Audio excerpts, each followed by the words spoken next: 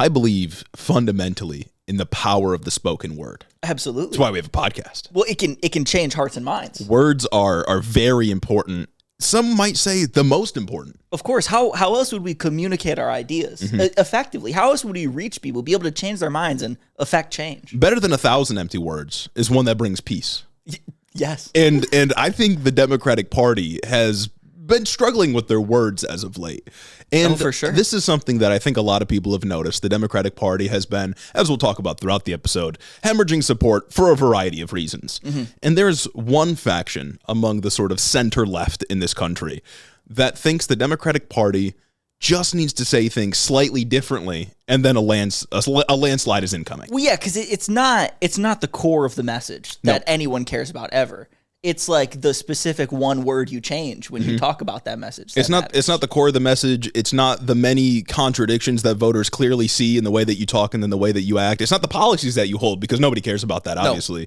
No. And it's not the way in which your message is connected to those policies. It is just specific words that make it so voters say, "Oh, I'm voting for the fascists now." Yep, just I'm checking out. I want the ice and the breaking in the suburbs. And as we know, of course, Trump focus groups everything he says to make sure the words he says are correct. Of course, today I am referencing the list of blacklisted words that Third Way, a sort of think tank organization out of D.C., put out. They have some ideas for what Democrats should cut out from their vocabulary, quote unquote woke words. These are the same people that did that centrist welcome fest a couple months back, where they had like Alyssa Slotkin and Richie Torres and the Abundance guys talk about just doing the same thing still. Yeah. So among the blacklisted words, according to Third Way, are things like privilege, violence, as in environmental violence, dialoguing, triggering, microaggression, holding space, body shaming, subverting norms, systems of oppression, cultural appropriation, Overton window, existential threat to the climate, democracy, economy, radical transparency, stakeholders, the unhoused, food insecurity, housing insecurity, people who immigrated, birthing person, classic, of course, cisgender, dead naming, heteronormative, patriarchy, LGBTQIA+, BIPOC, allyship, incarcerated people, and involuntary confinement. No Democrat even says these things anymore. It's shadowboxing. One, it's like words that were popular in like 2020, which Democrats cannot let go of how they had to pretend to be progressive in 2020 and want to blame it for everything that's ever happened up until now. Yeah. And other words on there are just accurate ways to describe things. Yeah. Like housing insecure. Nobody says somebody's housing insecure in a woke way. Housing insecure describes a phenomenon where you are going in and out of having stable housing. Yeah, nobody has said like triggering or subverting norms since like the 2020 primary. Nobody talks about holding space. Yeah, nobody says that anymore. It's just it's not a thing that happens. And it's this idea that the Democrats just say a couple of words wrong and that's what alienates voters, rather than them so obviously not believing in anything. Like so many Democratic candidates not really having any real beliefs, not being willing to appoint an enemy as the cause for the problems for the vast majority of the working class, just trying to play it safe and find this like, I don't know, amalgamation of different centrist beliefs that will pinpoint the voters directly in the middle, rather than exciting people and getting them to believe in something with you. And it's also like this whole article, this whole idea that like, oh, we came out, we spent millions of dollars and paid 1 billion consultants to figure out exactly what words, what 34 list of words Democrats should avoid now to be able to win elections or like get to people, to reach people, it just reeks of consultant. Yeah, and it reeks it of does. Consultant in such a way where it feels like so many Democratic consultants make millions and millions and millions of dollars by looking at a thing, looking at what used to be the case, seeing that Democrats don't do that anymore, and saying, oh, hey, guys, you know that thing you don't do anymore? Don't do that. Yeah. And that's it. And like to the extent that these words have ever played a role in our politics, it has sprung from a desire to make things more equitable throughout society. Yes. And that has never, ever been the reason, at least in modern history, that the Democratic Party has lost an election. They've lost elections because, again, they don't believe in anything, or Kamala Harris, in the case of Kamala Harris in 2024, she was far too associated with the Biden administration and just ran Biden's campaign after he dropped out. That's the reason that we keep losing elections, because when people look at the Democrats, they don't see a party that actually represents the working class and their values. They see a party that's like, oh, I'll give you $20,000 for a down payment on a home. And to put it in the words of Adam Friedland, oh, yeah, that'll get you a sick home. Yeah, that'll get you a really nice home. Huh? That'll get you a sick home, dude. That home will be sick.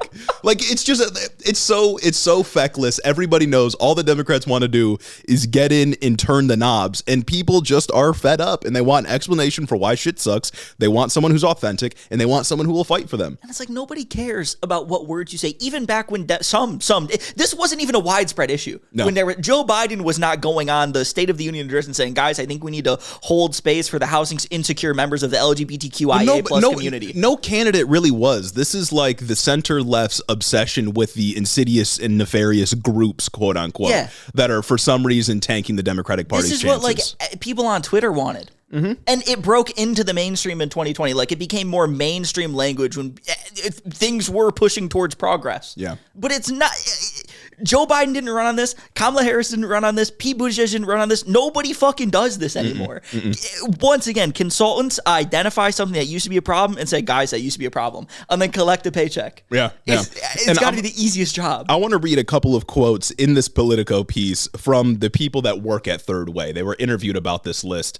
And I think intellectual titans. You're going to feel vindicated when you brought up the idea of consultant speak, because these people are just so disconnected from reality. So this quote is from Lene Erickson, Third Way's senior vice president. They say, people can't relate to something unless it has some edge about it. And we had shaved off all our edges in an attempt to never make anyone upset about anything. What the fuck are you talking about?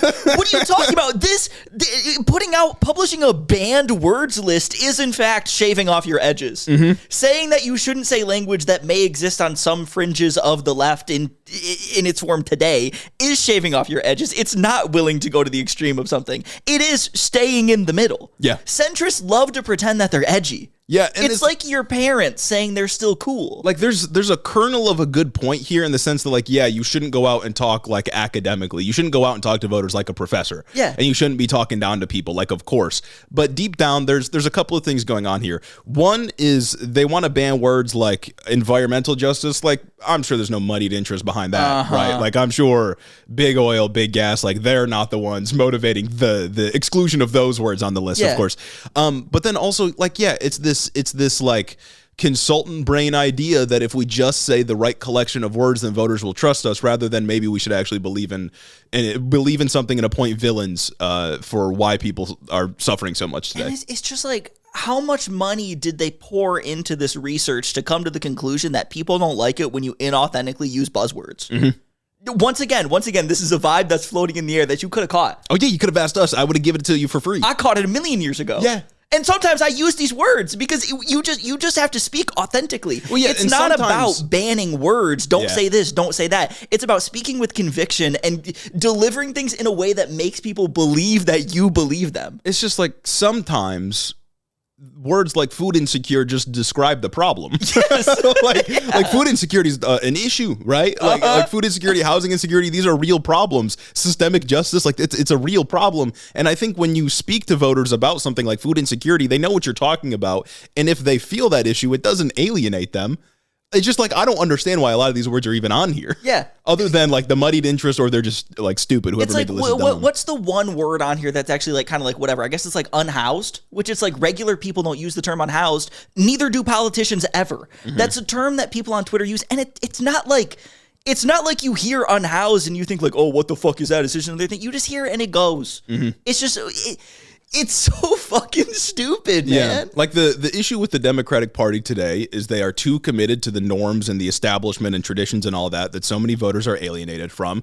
Kamala Harris ran a campaign that was way too close to Joe Biden, again, an establishment that people hated. And when Democrats did get out there and talk about economic issues, again, it was just too like, we want to fiddle with the knobs a little bit rather than reimagine what the economy can look like for you. Yeah. And the times where they would go out and take a strong stance on things like abortion, voters liked that. Or when they would talk about democracy and saving democracy, what people would hear is, I want to preserve a system that hasn't been working for a long time. Mm-hmm. Like, obviously, the issue is far deeper than just if they said something like holding space. Exactly. It's far deeper than if a candidate goes out there and says unhoused instead of homeless people. Because the only reason people latch on to the idea that, like, oh, this person's so woke, they're using unhoused instead of homeless, what's wrong with homeless, is if there's no substance behind what they're saying to think deeper about the issue. If a candidate went out there and actually had a substantive plan for how to tackle homelessness and get homeless people, like, off the streets, one, for the people who live in that city and function in that city, and also for the actual person that's experiencing housing insecurity. That's just better for society, and they can think about that, and they can contend with that. But because nobody has a vision for anything, you hear unhoused and you think, oh, what the fuck is this woke shit again? Yeah. That's what the regular person thinks. Yeah, and it's like this, Trump doesn't do any of this shit. Republicans don't do any of this shit. No. And the ones that do, they suck. Nobody likes them. Exactly. Like, Trump doesn't get out and, like, focus group or test the words or get a consultant to tell him what words to say. He just says shit. And that's what people want. They want you to get out there, be authentic, and be mean to people. Republicans quote Hitler. Literally. Republicans will literally get out there and quote Hitler. Remember Dr. Oz during the fucking PA Senate run? Saying saying something that was also the Hitler quote. They love talking about the youth and whatnot. He did a photo op in front of, like, a Hitler car. Yeah. In a museum. They love quoting Hitler. They love getting close to Hitler. And you're telling me the Democrats are worrying about people who say unhoused and housing insecure and environmental justice and call climate change an existential threat? Yeah. What is more of an existential threat other than the planet dying? Yeah, well, you know how that goes. I want to read one last thing in this piece, because Erickson, this person that was interviewed from Third Way, they say that there are some bright spots in the party. There are some candidates who they think are like presidential contenders potentially, and that are doing a good job. And this is what Erickson had to say about Pete Buttigieg. No. Quote, she said, quote, Pete Buttigieg is doing a great job of going into spaces that are maybe not hostile, but unusual spaces for him to be in and having real conversations about complicated topics like transgender people in sports. Oh my God. And say, you know, I think you should have empathy towards people that are figuring this issue out for the first time, and you should have empathy towards transgender kids and their families, but he's not afraid to say those things, and he's getting yelled at. Oh, what, guys, when both sides of the extremes are mad at you, that's how you know you're right. Guys, when somebody on the right and left is mad at you, that's how you know you have a good idea, because they're the crazy wackos that are on the extremes, but you're the one good guy who's sitting on the fence and won't pick a side on anything. Pete Buttigieg is doing a great job of going into spaces. Once again, Pete Buttigieg's approval with black people, 0%. Yeah, he can't be a contender. He can't be a contender. You cannot win the Democratic Party without winning minority support. You can't win the election. It's literally just a critical base. You can't win the general election as a Democrat without support from marginalized. Nor should you. Yeah. Nor should you at all. He's doing a great job going to spaces, not spaces with minorities, apparently. Oh my God, man. I don't know, to get out here and like praise Pete Buttigieg for what he had to say on transgender people in sports, like, just makes me feel that all of this is covered just to pull the party back to the right. Yeah. Like, none of this has anything to do with actually moderating or even winning elections. You just don't like that the people on the left the left populists are gaining steam. Third Way is devil spawn. Yes.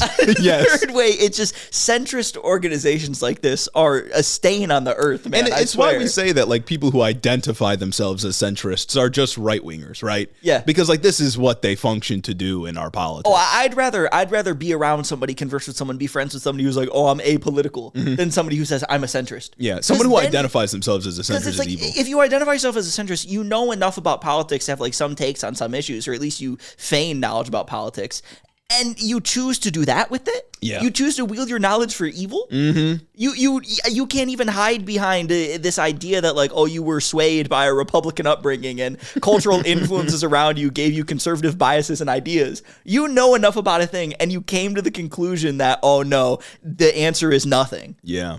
And I think part of the thing also with these like blacklisted words is like, this is the type of shit they have to churn out to justify their existence as consultants. Like, if they weren't doing shit like this and convincing people like Pete Buttigieg, Andy Bashir, and so on that, like, this is important, then they wouldn't get checks anymore. They would cease to exist. Exactly. Oh my God. They're in a fight for honestly, they're fighting for their livelihoods, and you got to respect that. I got to respect that. Maybe we should make a push into the consultancy. I think we could. Maybe we should get out there and say, guys, believe in something. You know, it's interesting. We're talking about like terms and phrases and stuff that alienate people, but nowhere in that list is Israel has a right to exist. And if we're talking about things that alienate the base of the Democratic Party right now, you would think that would be amongst them, right? Exactly. Why don't we talk about the words that actually seem to be blacklisted, like genocide? Yep.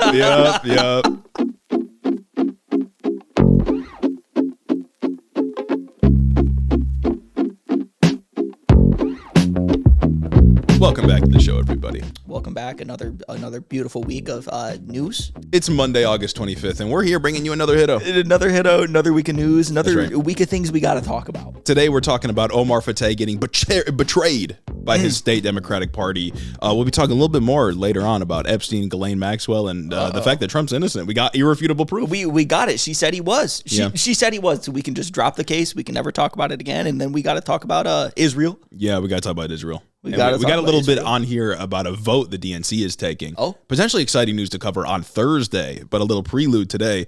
And then at the very, very end of this show, we will be talking about the death of a great American institution, another one under the Trump administration. Yes. And that's Cracker Barrel. Fucked up, man. They took the cracker off the barrel. It's fucked up. What are we supposed to do? They did it. If the Cracker Barrel rebrand happened under Joe Biden, you would have right wingers on Twitter like End Wokeness and Chaya Rychek, libs of TikTok, going crazy about white replacement, about that being white replacement, because they did. They replaced the white guy. They just took him off. They took him off. They'd be talking about great replacement instead of what this really is in corporations being bland and refusing to take a stand on something. Doing like modernization or fucking whatever they call it. Exactly. Minimalism. Fucking, that's where we should return to tradition. I'm a conservative when it comes to graphic design. Exactly. So that's what's on the docket for today. But before we get into all that, if you want to support the show, go over to Patreon. It's the best way to support your boys, your quirked up Midwest white boys. And you get early access to all of our stuff. And you get postcards and whatnot. And postcards and soon to be stickers. Soon to be stickers once you guys get us to that goal. It is all over on Patreon. And we would be appreciative of it. But we can't do it without you. Exactly. And you can't get it without us. That's important. It's a symbiotic relationship. That's why we're friends. Follow us on all the socials down there in the description. And lastly, you can leave us a 5-star review on Apple and on Spotify. Yeah. And we'll be reading the Spotify ones at the end today because we have a lot. Yeah, you guys really came through. But we'll be starting off with the Apple ones here. We've got 3 on Apple. Yes. And this first one from Bonbon Angles. Let's go. They say the title Catching a Vibe. This show catches a vibe. From condemning all political violence, this does include Hamas, to calling out how embarrassing our elected officials of all affiliations are, this show gives me hope that young people are passionate and want to be informed. Hopefully these 2 white boys can help deprogram everyone caught in the right-wing comedian Joe Rogan, Andrew Schultz, Tim Dillon pipeline. That's right. Even amongst the horrors of our current administration, it's good to feel hopeful that there are people fighting 5-star. 5-star. Wonderful. Excellent. Beautiful. This next one from Archaeology 83, breath of fresh air in 2025. First and most importantly, I condemn Hamas and all political violence. Secondly, I discovered these Midwest white boys on TikTok 2 years ago and quickly got hooked on their informative, honest, and humorous commentary on current and political events. These boys are not afraid to actually have an opinion on how good things are good and bad things are bad, and it's a breath of fresh air in the overwhelming and fast-paced news cycle of the world. I became a member on Patreon minutes after Trump's first assassination attempt because I needed those boys in my ear as soon as possible. Truth. And it's been the best decision I've ever made as a traveling archaeologist, sometimes driving up to 4 to 5 hours weekly to new projects all over the Northeast. I don't always have time to sit down and read the news, and that's when these boys come in clutch during those long drives. Also, as a crew lead who drives the truck to the field, I have the incredible opportunity to force the crew to listen to the sweet sounds of Hiddo and infect them with the woke mind virus. Thank God for Hiddo. So true. So big on that. What's up, the crew? What's up, you? Enjoy the episode. Yeah, enjoyed the episode. And speaking of like Trump's assassination attempt, I've been thinking, and I condemn political violence, but I've been thinking frequently past few days about Trump's death. And not in a way where somebody kills him, but like he's old. Of course, I mean? yeah, no, he's just an old guy. He's been posting about it. He's been posting about like trying to get into heaven. He's got that weird shit on his hand. He's got the ankle issue. Like there's been a lot of indicators lately that bro's days are numbered. And I'm just thinking like the reaction to Trump's eventual death, even if it doesn't happen in office, will be so insane. Yeah. I can't even imagine how people are going to react. It's going to be wild. It's going to be a lot of things crazy that I would have to condemn. Oh, yeah, for sure. I condemn it. It'd be a lot of things I'd have to condemn for sure. Yeah. On both sides, really. Yeah. And I don't wish for death. No. But this is why we got to stop having old people in office. But yeah, he's 79. You shouldn't have to worry that your president's just going to like kick it. Yeah. You shouldn't have to worry JD Vance is going to be president by default. Real. Because and I think that's probably what he was banking on. You know what I mean? Maybe if it was JD Vance, it would be like easier to impeach him. Maybe. Impeach and remove, since he wouldn't have the sauce. Right. He doesn't have the sauce, but I feel like he would probably just like, get to 2028, hopefully lose, probably to Gavin Newsom.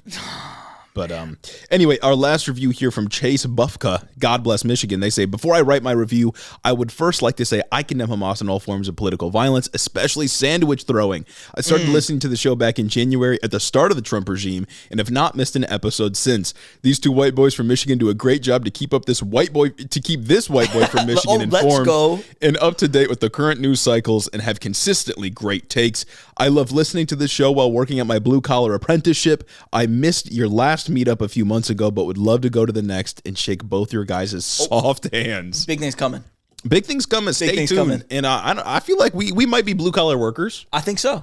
This is manual labor. I'm using my body. I'm using my voice. I move my mic around. It's true. I move my mic around during the record. Come on now. Thank you for those reviews. We'll get to the Spotify ones at the end, and I think that brings us to our show. Our news coverage. To the Democratic Party. The Democratic Party, specifically the Minnesota Democratic Party, because there was just some gut-wrenching, heartbreaking news that came out at the end of last week. Yeah, especially after the news that came out that preceded that, that made this newsworthy, was awe-inspiring. It was awe-inspiring. It was hopeful. It was Minneapolis's own Zoran Mamdani clone. Exactly. And that was very exciting. But Ahito had informed us, I believe on Friday, after our episode released for the Friday Freeloaders, that they betrayed him. Yeah, once again, news cycle hitting us hard. That's why you got to become a patron. News cycle hitting us like crazy once again, and I thought we were going to be past this issue. News cycle beating us up crazy style. Slamming us down crazy style.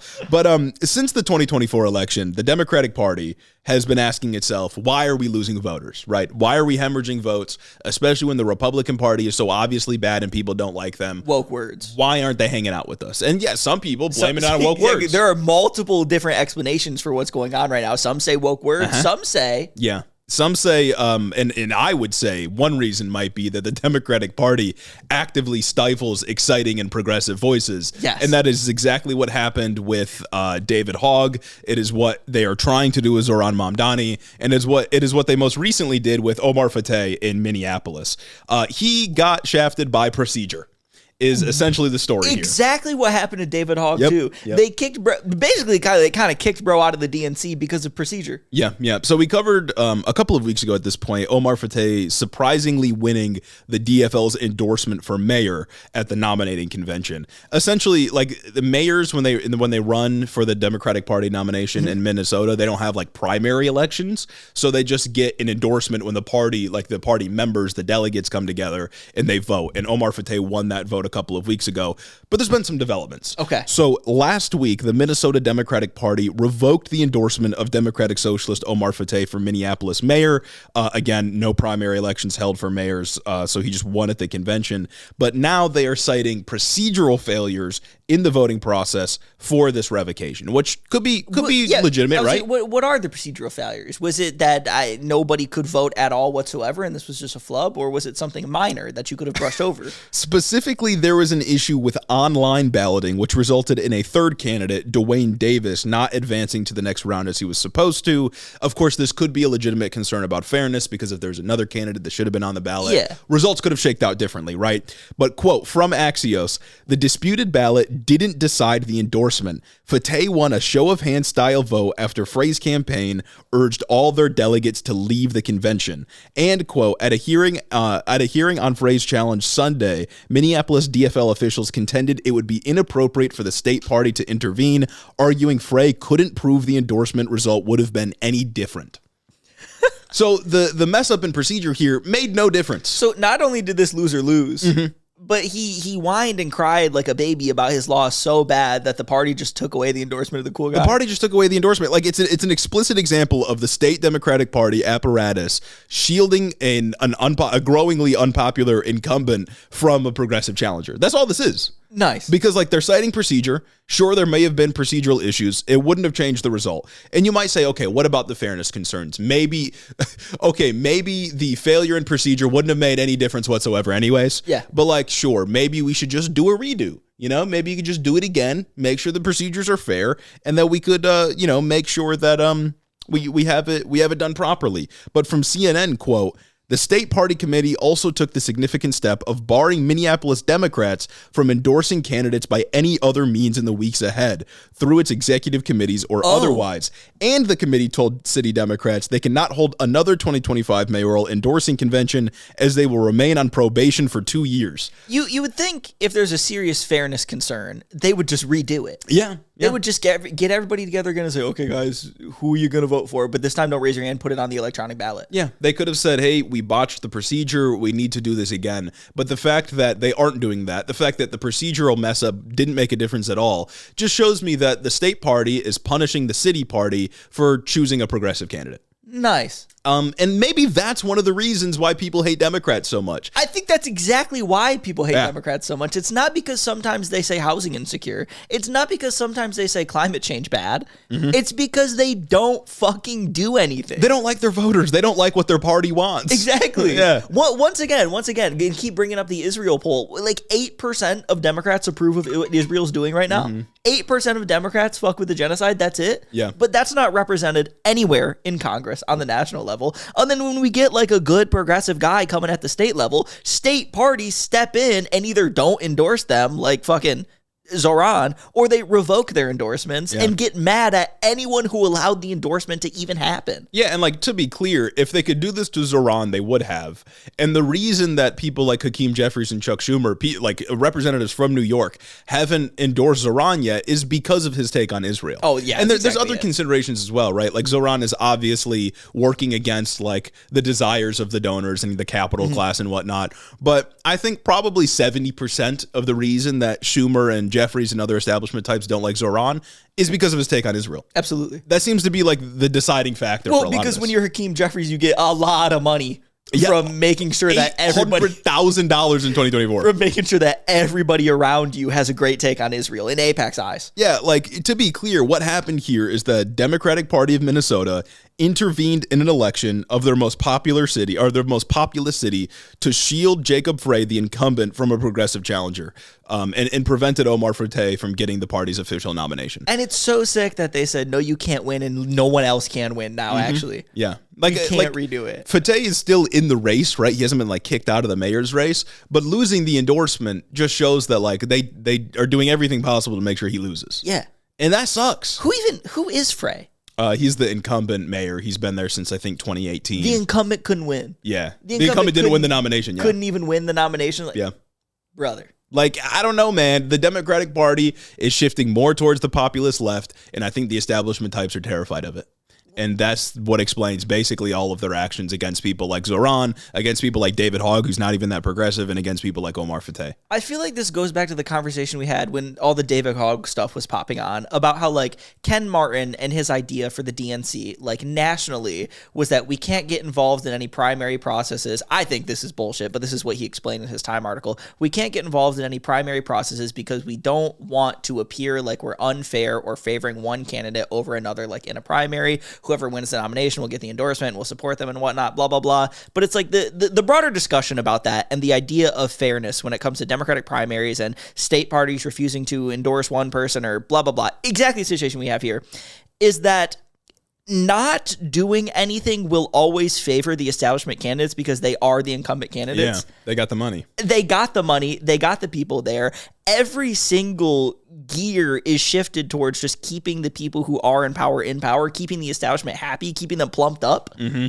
And anything that you do to do that just looks like it breaks the entire machine. Yeah. Anytime some dude, some chill guy gets out there and gets some support, they don't know what to do with themselves, and they use every lever possible to stifle their support, to beat them down. Yeah, and like if Ken Martin's goal as chair of the DNC was to make the Democratic Party brand more popular, he specifically wouldn't do any of that. Yeah. Right? Like he would side with people like Zoran. He would side with people like Omar Fateh. David Hogg. He would want to support people like David Hogg because those are the people trying to revitalize the image of the party, not protect the entrenched interests that are ruining the party right now and have been for years. Yes. Like I don't fucking get it, man. Like Jesus Christ. we get criticized all the time for going after and attacking people like Alyssa Slotkin and Hakeem Jeffries and the Democrats that we don't like.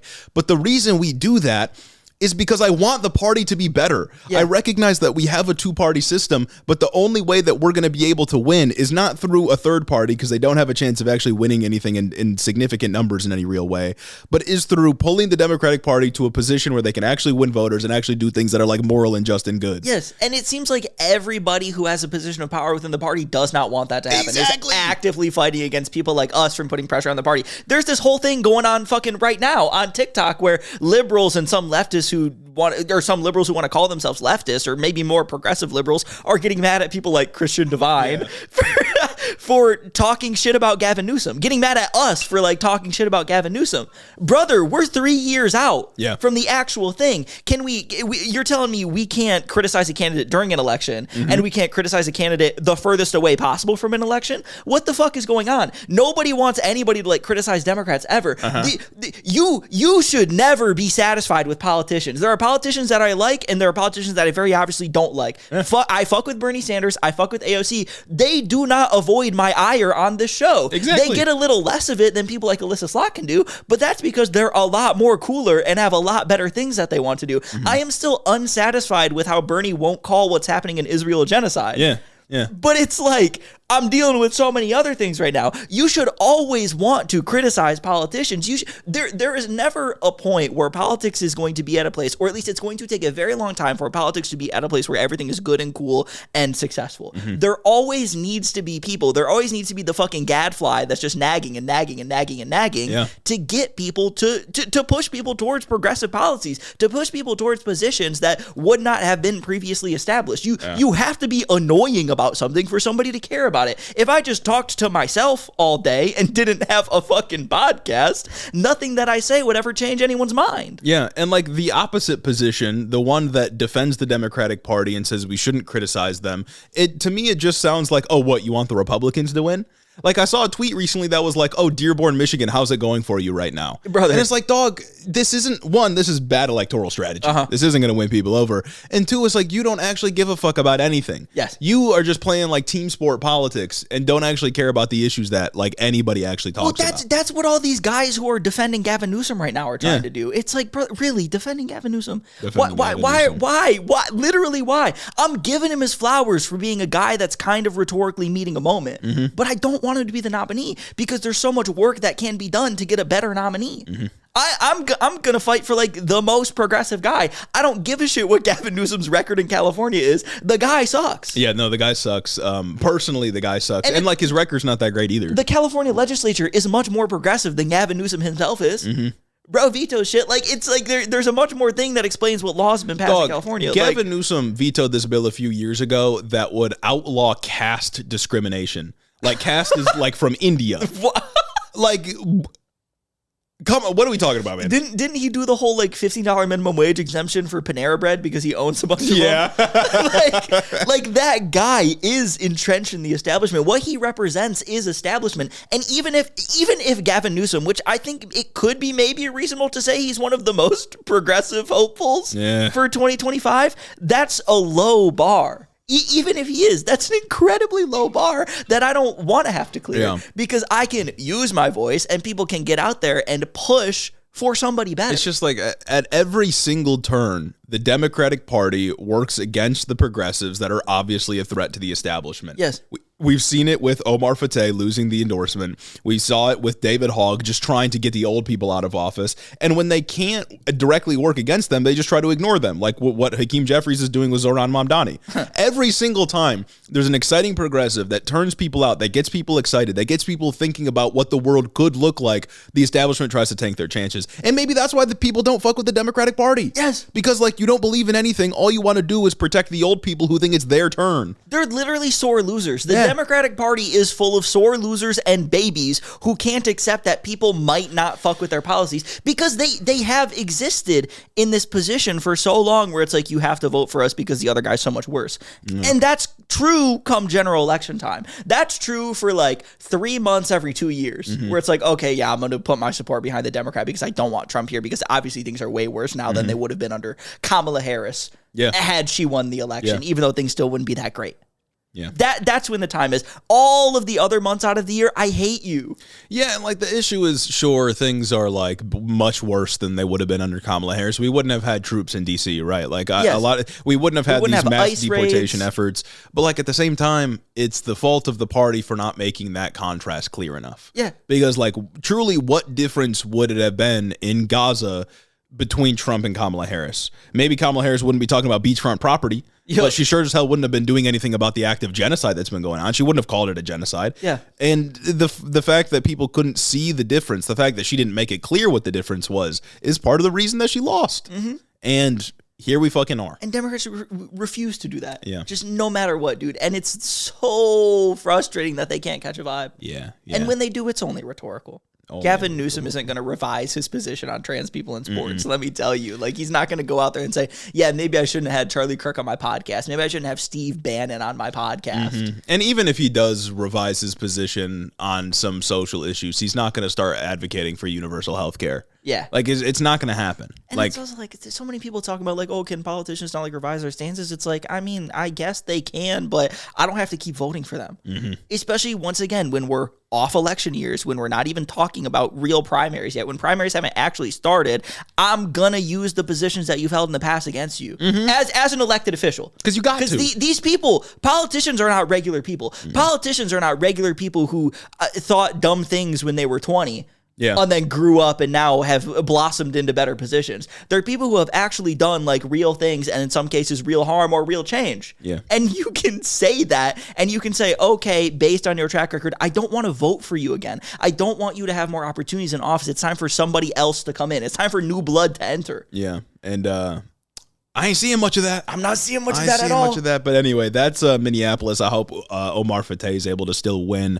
And it's just it's a shame to see the Democratic Party working so hard against people that really are offering them the last chance to revitalize the apparatus as it is right now. Yeah. Like I keep bouncing back and forth between like a cynical view on Zoran and a hopeful view of Zoran. Like part of it is hopeful because maybe he represents what the party can be. Yeah. But then I also wonder, the more cynical part of me wonders, like, is he the last dying gasp of the progressive or leftist movement in this country electorally? I don't know. He's got to win. I mean, he's got to win, but like, what does it matter if the party actively rejects him on every possible turn? Probably leave politics if Zoran doesn't win. I'll probably just stop doing this because there'll never be an end to the discussions about how like y'all really thought this guy could win, blah blah blah. We're never doing that again. And they wouldn't have a point, but they would kind of have a point if you know what I'm saying. Yeah. No, the Republicans not going to win because New York. Exactly. But like Eric Adams might win. Andrew Cuomo might win. I know Zoran's polling ahead of all of them, and like he's got to, right? But yeah. I don't know. I wonder about the future of the Democratic Party, the direction they're willing to take, and if Zoran represents like a change that's happening in the party, or just like the last embers finally going out. I don't think Zoran can represent a change in the party until he wins and people are forced to accept that win and treat him like he's a regular guy and not their enemy. Like until he's like embraced within the party, I don't think we can say that the party's changed. I think what Zoran is right now is indicative of where the party's base is, but not where the party like as an organization is. Yeah. And that's the exactly, problem. and that's what needs to change. Like the organization of the DNC needs to change, and Zoran's like a Trojan horse for that. Not a Trojan horse, but yeah, I really hope they change. He's a vehicle man. for it. I really hope they change. You know, sometimes it just feels like all the news happens on Monday and Tuesday. It's messed up. But my favorite podcast drops episode on Wednesdays. I don't know what to do. It feels like they miss all of it. That's a curse. If only there was a platform that I could go to where I could listen to these episodes early, maybe when they record them. Do you have any thoughts? Boy, do I have a solution for you. Oh, do tell. If you head over to patreon.com/headintheofficepod, you can listen to Head in the Office episodes before the Curse of Monday and Tuesday news comes out. Really? Do tell. And you get access to commercial-free episodes. And everybody wants commercial-free episodes. I bet there's also a whole host of other benefits and community engagement that they offer. And friendship. Very true. Who doesn't want friendship? The most important thing. Absolutely. In times like this. Back to the episode. Anyways, moving on to a much different conversation. Moving on to Ghislaine Maxwell and the testimony releasing. Ghislaine Maxwell pandering for a pardon, part 10,000. It's happening once again, folks, because the DOJ released the transcript and audio of Ghislaine Maxwell's interview with Todd Blanche, and it is riddled with lies and inconsistencies, and lies solely on the basis of, I know how Trump reacted for the last few months to all of this information. Therefore, nothing she says can be true. Man, it's so sick. It's so funny how like every ounce of credibility from anyone within the government, if the Epstein files even appears as a thing that comes across their desk, is just zero. Yeah. So specifically about Trump, Ghislaine Maxwell repeatedly said she only had a social relationship with Trump and that he was never involved in Epstein's crimes. She said, quote, I have never witnessed the president in any appropriate setting in any way. The president was never inappropriate with anybody. And the times that I was with him, he was a gentleman in all respects. So... Trump, famous for being a gentleman. Famous for being a gentleman, famous for never disrespecting anybody directly to their face. Especially women. I mean, like, why would Trump have reacted the way he has if any of this was true? Like, this is just her trying to clear his name so she can get a pardon, obviously. Absolutely. And she already got rewarded for this. Like, she was moved to Club Fed, you know what I mean? Yes. Like, it's so obviously Even if false. she doesn't get out of prison, she's in a cozy one. Yeah. She's in a cozy one, and I think I had seen an article talking about how maybe she could be on work release. Dog, what is her work? I hope that was fake. Yeah. I hope that was just a Twitter thing. Like, what could her work be? She even said, and this is the one that got me. She said, quote, I have never recruited a masseuse from Mar-a-Lago. Dog, are you fucking kidding me? Trump routinely talks about how that's why he stopped hanging out with Epstein. Yeah, he said they were poaching my talent or whatever. Like, I just, from the New York Times quote, Virginia Goffrey, who was 16 at the time, she said she was approached by Miss Maxwell at Mar-a-Lago and invited to become Mr. Epstein's traveling masseuse. This is like already on record. Trump himself said that they were poaching people from Mar-a-Lago. What, like, this? It's so obviously false. Nice. Like, what are we doing here? Nice. Well, what's the point of any of this if she's just lying? Yeah, she can just say whatever. And she will say whatever. She's in a position where she's by default in prison. Yeah. And she only stands to gain from this. It's not like she can lose more. Yeah, and we got a clip of some audio talking about Donald Trump from Ghislaine Maxwell. This is just a TikTok clip that we got here. Okay. The background noise is kind of terrible, but I do think we should take a listen to what Ghislaine Maxwell has to say about our president, our leader, our commander-in-chief. Well, I just want to say for my relationship with President Trump, relationship's a big word, but I just want to say that I met him, or I believe I may have, because of my father in the 90s. Yep. Okay. So my father liked him very much, and he really liked his wife as well, because they were both Czechoslovakian. And as far as I'm concerned, President Trump was always very cordial and very kind to me. And I just want to say that I admire his extraordinary achievement in becoming the president now. Of course. And really? I like him, and I've always liked him. So that is the sum and substance of my entire relationship with him. No, Trump never did anything bad, but yes, he's like a really cool dude. I like him a lot. He's so And I'm so glad sick, he's dude. President now. And what an accomplishment that is. That's like the Saquon Barkley defense. Yeah. I just respect the office of the presidency. I respect the office of the president. Yeah, it's like... there's nothing to say about it. She just wants a pardon. No, it's so obvious. Yeah. And nothing she says is trustworthy too. Didn't she also say something about like Bill Clinton? Like, I didn't see anything inappropriate about Bill Clinton. I was just about to say, she said Bill Clinton never engaged in inappropriate conduct and also never visited any of the islands. Again, directly contradicts what Trump said about Bill Clinton, which is that he visited the islands 28 times. And it also contradicts what we know about Bill Clinton and his relationship to Ghislaine Maxwell and Jeffrey Epstein.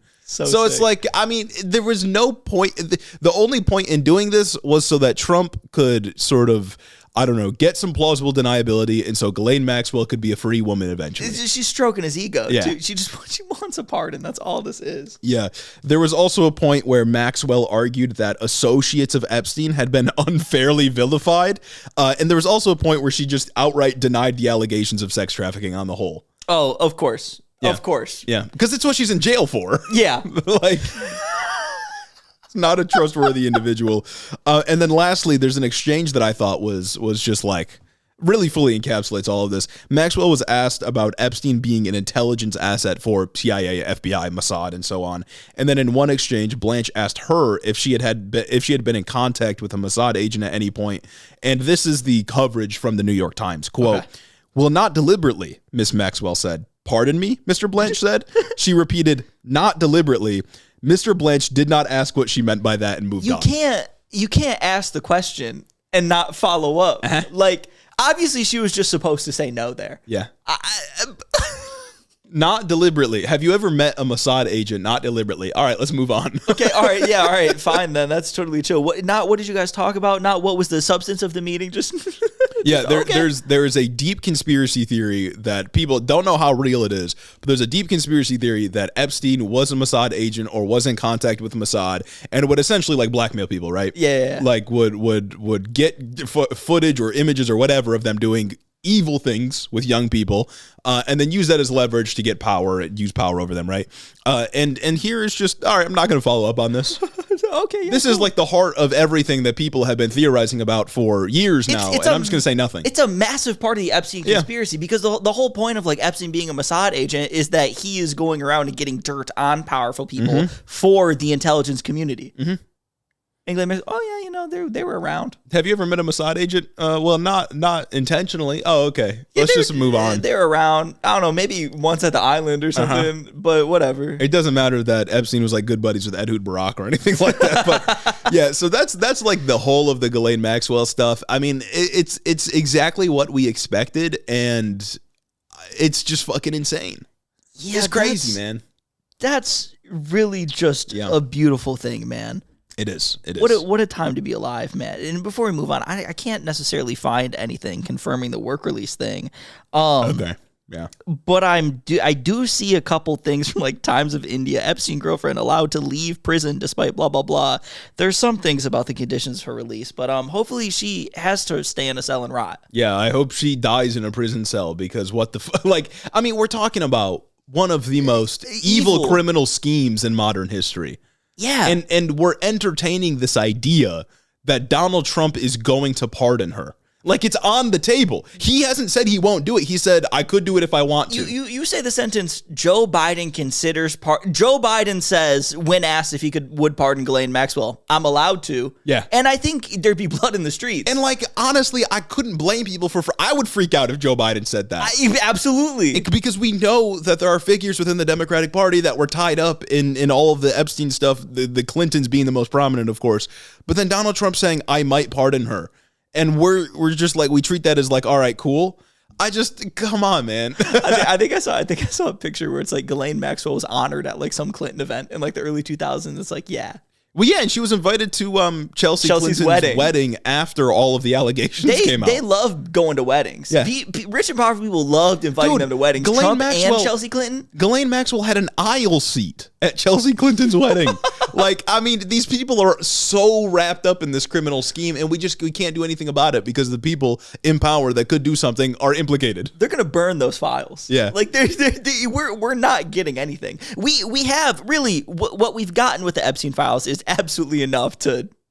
You know, not many people could go to jail. Not prove criminality, but just be that extra push to think, I don't think there's any other option but these people are involved in Epstein's criminal enterprise. Mm-hmm. We have what that is, and this has been wonderfully revealing. Because, like, if Trump was not connected in any way, if his name, even if his name was in the files, but in, like, an innocuous way, right? Yeah. Like, he just knew, like Noam Chomsky.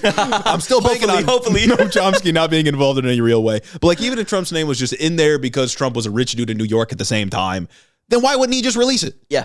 Like, he would have no problem releasing it, especially because it would indict and implicate his enemies. And he loves doing that. They wouldn't have had to do the fake thing where they go to the judge to try to get the judge to unseal grand jury files and then hide behind the judge saying no. Yeah, and like Elon Musk said a few months ago, Donald Trump is in the Epstein files. That's why he hasn't released them. Yeah, and it's like he wouldn't need to be redacting his name from all these files if it wasn't like incriminating. In a bad way, Like, he's already said, yeah, my name appears, but it doesn't appear in any of the criminal stuff. Why go through and redact your name then? Why not just have your name on those files not appearing in the incriminating stuff? And Trump for years has been just doing in public openly corrupt things. Yeah. I mean, like, there was the whole Qatari jet thing that nobody even talks about anymore. He was just gifted this like super expensive jet, and he accepted it, and he's going to take it after he leaves office. People don't even talk about it anymore. He does corrupt stuff in public all the time, but he has enough plausible deniability, and his supporters just don't care. If there was any chance that he could have plausible deniability because it involved with his connections in the Epstein files, then he would have been fine with releasing them. It must be so bad that he is going to these lengths to try to conceal their release or prevent their release. It's got to be terrible. Me when I'm guilty. They got to have him dead to rights in those files, man. Like, his name's got to be on every page, I'm convinced. And like, we knew this before, but the way he's been acting and everything they've done to try to prevent their release, I mean, what do you have to say? What can you say? You can't say anything, man. Once again, it's like, what did Ghislaine Maxwell do? Did she read that Ezra Klein article? Did she say, that shit's so fucked. Did she turn around and say like, oh yeah, this is a really good spin if I just say that no rich and powerful people were ever involved whatsoever? Like, or does she think she'll be killed like her boyfriend was if she says anything? Like, I feel like that's a very real thing. I feel like if my significant other, if I was doing a nefarious and evil act with my significant other and they got fucking shot when they went to prison, I think I'd keep my mouth shut for the rest of my life. You know, she's acting out of self-preservation, of course. Like, they got to have some way to know that she's not going to spill. But, like, I don't know. Speaking to Democrats' inability to catch a vibe, that Ezra Klein article, oh, my God, dude. I can't believe his first take on the issue, when it is the biggest headline for like 2 weeks in a row, is I think Trump is telling the truth. Like, you think of all the things that Trump has lied about, you think this is the one thing where he's telling the truth? Yeah, the first instance of Trump telling the truth during his second administration was when it comes to him being not implicated in Pedophile Island. Really? And it took until Mike Johnson sent Congress home for him to say, like, oh, maybe something's going on here. Like, I don't know, man. Yeah, you could have known something was going on before we even had this, like, national Epstein conversation, and you should especially have known when he said it's a Democrat hoax. Yes. Because, like, why else would he conceal that when his supporters so badly want it? Anyways, it's absurd. I'm glad that there's just more and more news coming out. Like, once a week we get something on Epstein, and it's good that it continues to make the Trump administration look bad. And I am looking forward to the House coming back into session in about like a week or two. Yeah. And hopefully picking up where we left off. Because I need more of this. I need Trump to fear for his political career.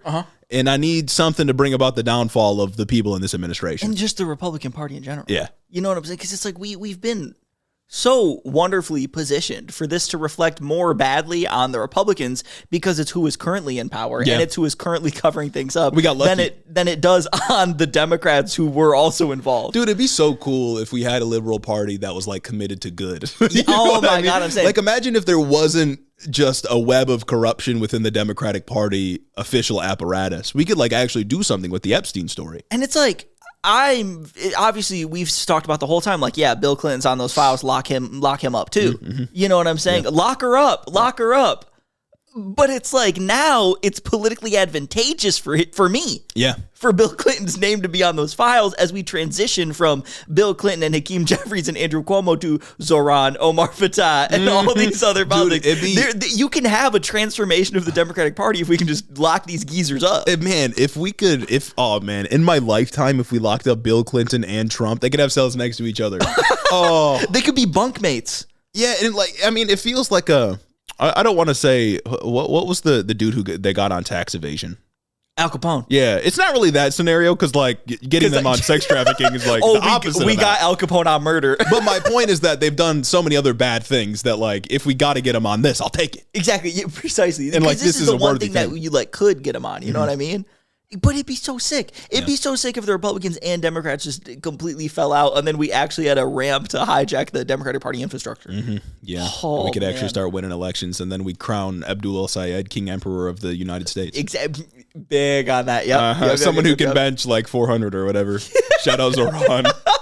Yeah, Zoran, step aside. We got Abdul here now. That's so funny. Look, that man, made the news cycle. I sympathize. Like I broke my arm like a year ago, and I wasn't able to do bench press for a long time. I'm significantly weaker than I was back then.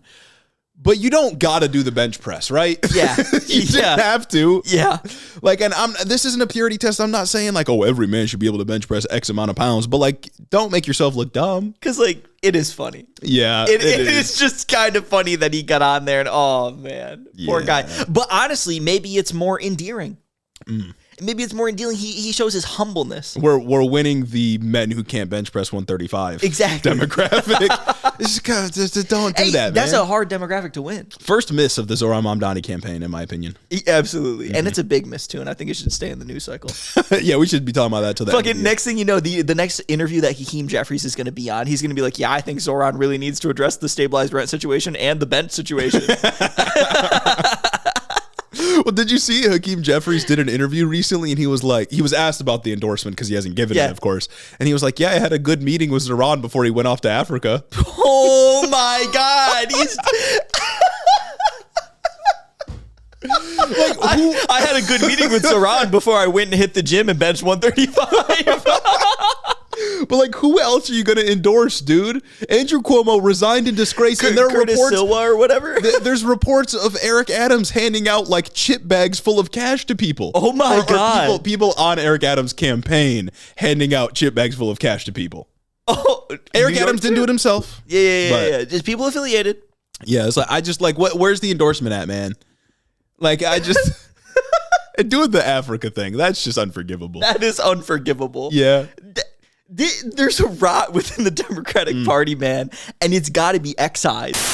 The congregation is missing someone, and that someone, dear listener, is you. The congregation awaits you over on our Discord. If you go into the description of this episode right now, there will be a link to join the Head in the Office Discord where you will find more than 1,000 like-minded individuals for you to interact with, and maybe most importantly, we'll be there. 1,000 members strong. It is a burgeoning community of Hiddo heads. That's right. Ready to receive you into their arms. Make you a part of the community. Vest you as a Hiddo head. Over on Discord, we have discussions. You can interact with other Hiddo heads. And maybe, for some fun, we can do some community events. And we know that you want to be a part of that. Only available over on the official Head in the Office Discord.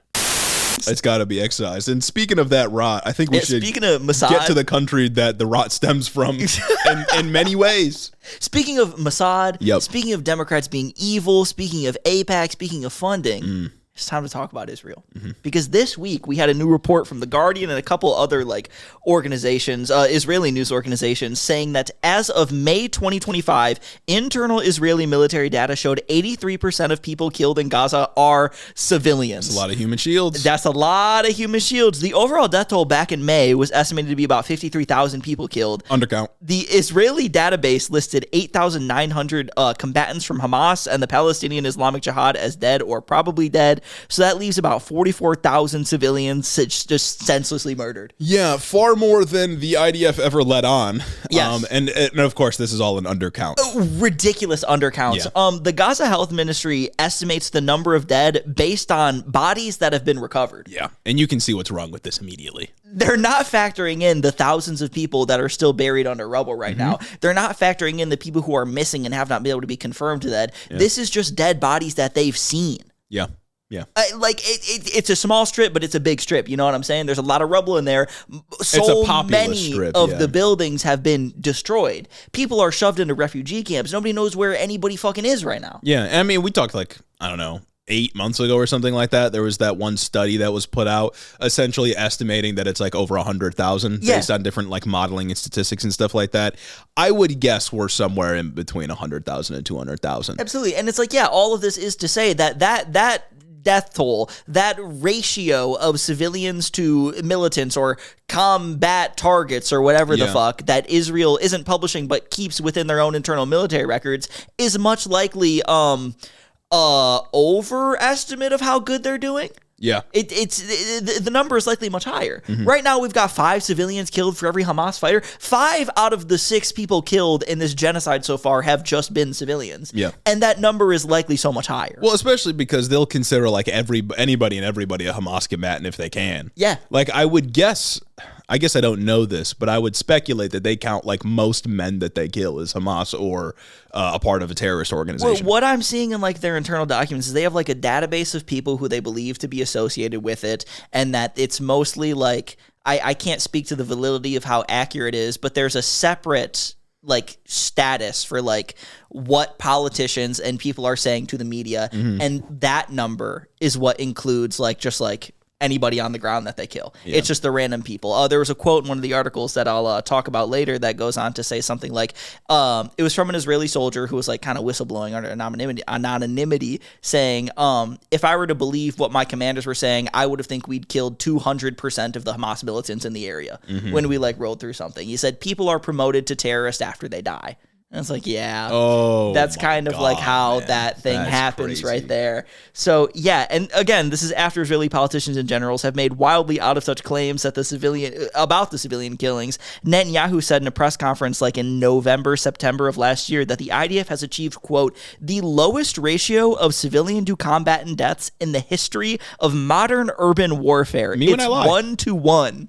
5-to-1. Nowhere near 1-to-1. Yeah. That is an insanely out of touch statement. That's fucking insane. That is a bold-faced lie. Yeah.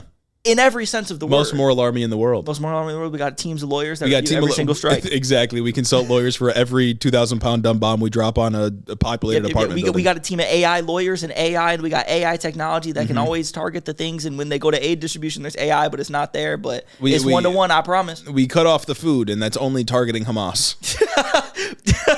So I don't know if you got this in here, but have you been seeing the propaganda lately? No. They've been sending, I don't know what organization is doing this. I don't know if it's just the IDF or the GHF or whatever the fuck, but some organization has been sending American social media influencers to like this parking lot full of pallets of holding like food and flour and shit. And they're saying like, I am inside Gaza right now. All this food has not been distributed by Hamas. Me when I make a deal with the devil? Basically saying like the starvation is false. That's fucking insane. Wait. They're going into these places and saying like, this is all the food in Gaza, but it's being held by Hamas? Yeah, they're like, I'm in Gaza right now. All this food is available. There's no starvation. Yeah. I'm at a loss for words. Like, I'm sorry, but like, why should I believe you? That is beyond parody. Yeah. You said American social media influencers just going over there and doing this shit? Yeah, they sent like what's his fucking name? Like Cam Higbee or some shit like that. Do you know that guy? No. He's like a TikToker. He came up on TikTok just like us. And he's been saying he was sent over to Israel, then he went out Fox News and talked about how like the starvation's not real. I saw all the food inside of Gaza. What? Yeah. They just let me see it. All this food that Hamas is ordering, Hamas let me in. Hamas, the evil organization, let me in to expose that they're hoarding all the food. Yeah, don't believe the evidence of your eyes and ears. I went and saw for myself, funded by Israel, probably. Yeah, they probably gave dude like, I don't know, $2,000. They probably didn't even pay him that much. You probably don't have to for a lot of these guys. Yeah. That's true. Yeah. What the fuck? That's absolutely just like blows my mind. But it's like about the like, just like going back to civilian casualties. Netanyahu saying it's 1-to-1. We have the numbers. It's 5-to-1. This is internal military, like Israeli IDF data that leaked out. That's what's happening. This is the numbers that they talk about. This is what they fucking believe in. This is worse than Afghanistan.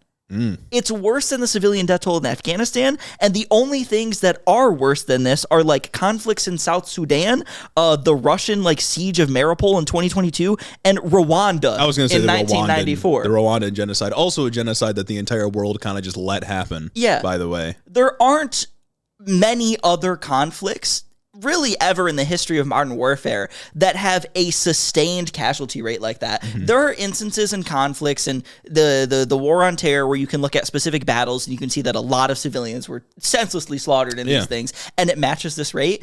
But things are not typically sustained like this. Yeah. And that's what makes this a genocide. And it's like, someone can correct me on my history, but I don't think we were like funding the government of Rwanda doing a genocide, right? Like, I don't think so, but I'm not familiar. Yeah, I'm not exactly. Someone can tell us in the comments or let us know on our Discord or fuck whatever. But it's like, my point is that we certainly weren't involved in the Russian siege of the Ukrainian city. Yeah, of course. But it's like for 2 years, we have been actively complicit and running defense in our media for a state that is obviously doing a genocide to their own, to a population that is under their control. Yeah. And we've just been watching it happen and doing nothing. And it's like, if these are the numbers that the IDF is internally circulating, these are the things that they're doing, this is things that everybody in that government knows, these are also numbers that the United States probably knew as well. Oh, yeah. These are numbers that we were absolutely privy to. Just straight up. And yet we still had a bunch of just bunk statements from John Kirby and whatever at all these press conferences talking about like, oh, we're trying to help a friend. Yeah, it's bad. I also saw a statistic that I think more journalists have been killed in this conflict than any other in modern history. Even just targeted. And it's not because there's some like critical mass of journalists that work for Hamas. It's because Israel has a policy of targeting journalists so that they can't, report on what they see. Yeah. That is the IDF policy. Yeah. And that sucks. That sucks. That's bad. Yeah. It's a war crime. I don't even need to say that's bad because I think the world agreed that was bad and made it a crime. But it seemed the rules of war don't seem to really matter anymore. And even if a journalist did work for Hamas, quote unquote, one, it's the government. Two, it's a journalist. Yeah. A journalist is not fighting in the streets. No, you can't target press. Yeah, exactly. You even when we invaded fucking Afghanistan, you can't kill the guy who's got the press thing on in the unit. Yeah. They're there as press. They're there just covering things. Yeah, same with the medic. You don't target the medic, even though the medic's gonna go and help the people, the enemies, quote unquote, that you've killed or injured or whatever. You don't target them because they're not fighting. Yeah, even if a journalist is out and proud Hamas, I am Hamas, blah blah blah, you can't kill them. Yeah. You can't just shoot the guy. Yeah.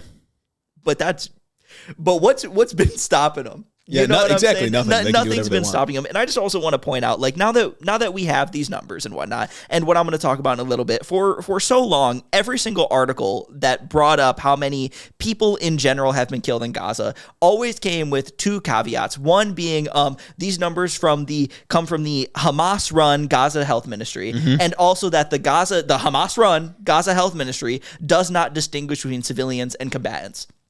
And those two statements were always there to kind of obscure what's going on, to make you think that possibly Hamas, the terrorist organization Hamas, they were at the hospital and they were controlling what numbers get published to try and make you feel bad for Palestinians. They were trying to make you feel worse for them. It existed to obscure what's going on and give plausible deniability to Israel's claims that, these numbers are fake. Actually, not many civilians have been hurt. Netanyahu can then go on and say the ratio is 1-to-1 and we're the most moral army in forever. Yep. That's why they do that.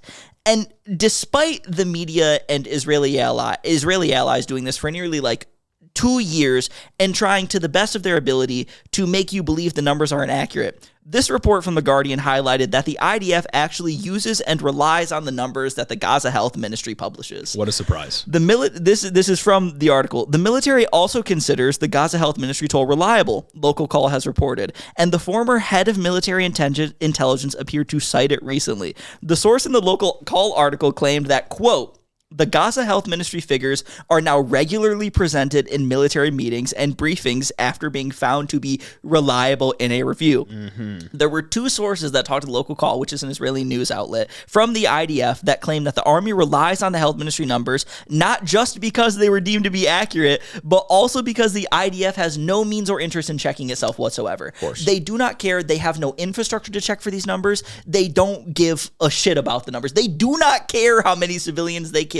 They'll just accept whatever it is. And they'll be like, okay, cool, actually. And then they'll lie about the results. From the article, quote, you don't know exactly how many you killed and who you killed, said one of the sources who had marked hundreds of targets for attacks on private homes where Hamas operatives were allegedly staying. While he had a general estimate before each attack of how many civilians might be killed, the source could not say how many civilians he actually killed in the strikes he targeted because there was no verification procedure.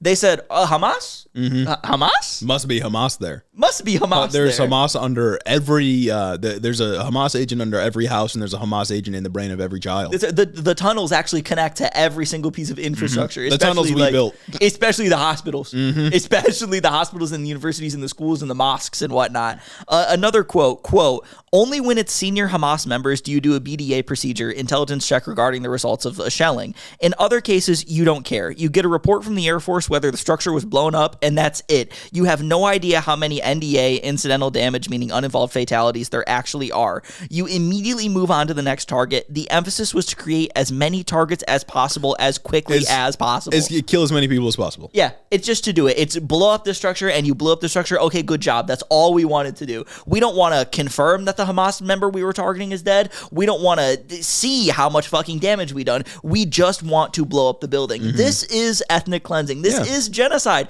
A moral army does not act like this. When you engage in war, you don't go in there just talking about like, oh, I blew up a building. Hell yeah. Yeah.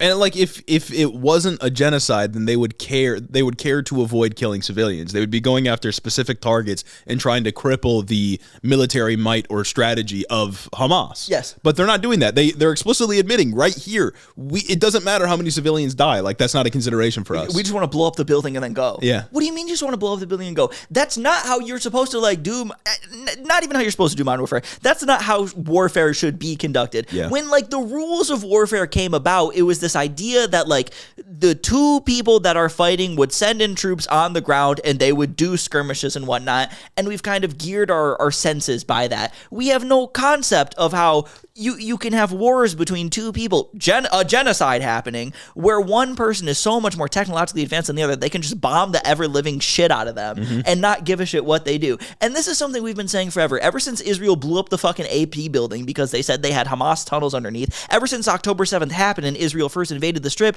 is that if you actually principally cared about anybody that lives in that Strip, if you cared about getting Hamas out there, you would send in soldiers who are there to fight to go in and get the other soldiers who are there to fight. You would not be indiscriminately bombing. You would not blow up an apartment building because one junior member of Hamas was there. That's not how warfare should ever be tolerated and be conducted. If you ever have to go to the step of actually engaging in a war, which would always be the last resort, you should have to like have skin in the game, if that makes sense. And you wouldn't be, if you actually cared about getting rid of Hamas, you wouldn't also be targeting or hitting strikes in like Lebanon and Syria and Iran and all your other neighbors around you, right? Like none of this would suggest, none of their actions would suggest that they're actually interested in eliminating Hamas or eliminating indeed the sentiment that gave rise to Hamas. They just want to kill the Palestinians. I mean, didn't we talk about like last week? They're looking for like a way to displace all the Palestinians to a neighboring country, send them into Egypt, send them into Lebanon. Like they just want to cleanse the land because they think they have like a religious connection, or they have like they have like religious authority to command anybody that's on the land. It's fascist. It's genocidal. And it's like they're making the American military look good. Hard to do. Like hard to do, you know what I'm saying? Like when you compare what Israel is doing in Gaza to what we did in the Middle East, like broadly throughout the conflict, right? I remember, I think a year or two ago, we talked about, I think it was in the context of Israel blowing up every fucking building in Gaza. We talked about an excerpt from this one book that some fucking national security advisor wrote, because Democrat write book. That's what they exist to do. They exist to write book first and then do policy second and like govern and whatever. But either way, somebody wrote a book about when they were doing the meetings with Obama about how they wanted to kill bin Laden. This was after they found out where he was and where he was hiding. They got his compound, and there's a discussion about how they could just launch a bunker buster at the compound, not risk any U.S. soldiers doing anything, not go in there, just drop a bomb from fucking 1 billion feet in the sky and kill the civilians in the area, but it's okay because at least you got Osama bin Laden, which it's like, it's Osama bin Laden. That's Mr. Terrorism. That's Mr. 9/11. That's Mr. 9/11. Yeah. You know what I'm saying? And even the United States deemed that would be unacceptable. Not just the United States, but Barack Obama. Barack drone strike Obama. Barack drone strike a wedding Obama said it would be unacceptable to kill all the civilians in the area just to get Osama bin Laden. We need to send a team of people to get in there and do a surgical strike. Yeah. That is how warfare should be conducted. That is the standard that a military should be held to when they want to go in and fucking kill somebody, when they're fighting against someone. Yeah. It's like the one good example. And it's like when you're a soldier, that's kind of the job, you know? That's what you sign up to do. Like you might die. I'm not pro soldiers dying. I'm not pro anybody dying in anywhere ever. Yeah. But when you're doing war and you have to make those tough decisions, it should be up to the people who have signed up and risked their lives to do something, to do those tough decisions, and not get people who were just born in the wrong zip code involved. Yeah, it creates a system of very bad and harmful incentives if you can just press button and kill 100 people. Exactly. Like, that's bad. There's nothing there. Like, of course, people maybe in the IDF, maybe some of these generals don't have to actually contend with the loss of life that they're engaging in, they're complicit in, because they can't just press button from an Xbox controller and shoot a drone in the sky. This guy can go on and say, like, yeah, I just did target after target after target after target. Yeah. Because they're not sending in soldiers to actually kill the guy that they want to kill. Yeah. They're accepting that we can level an apartment building to get a junior Hamas associate. And that's fucked up. Yeah, a guy who wasn't even like old enough to vote back when Hamas took power in 2005 or whatever. Yeah, 18. Like half of the Strip is less than 18 years old. Yeah, half of the Strip are children. Well, and this is what's happening. They weren't even alive back then. And for nearly 2 years, we've been gaslit by Israel, the media, and the United States State Department about the number of civilians killed. So much so that Joe Biden got on there and said, "Oh, we're going to trust the numbers from like Hamas." Yeah, or some shit. yeah. Joe Biden questioned the numbers. The State Department questioned the numbers. They always use that line.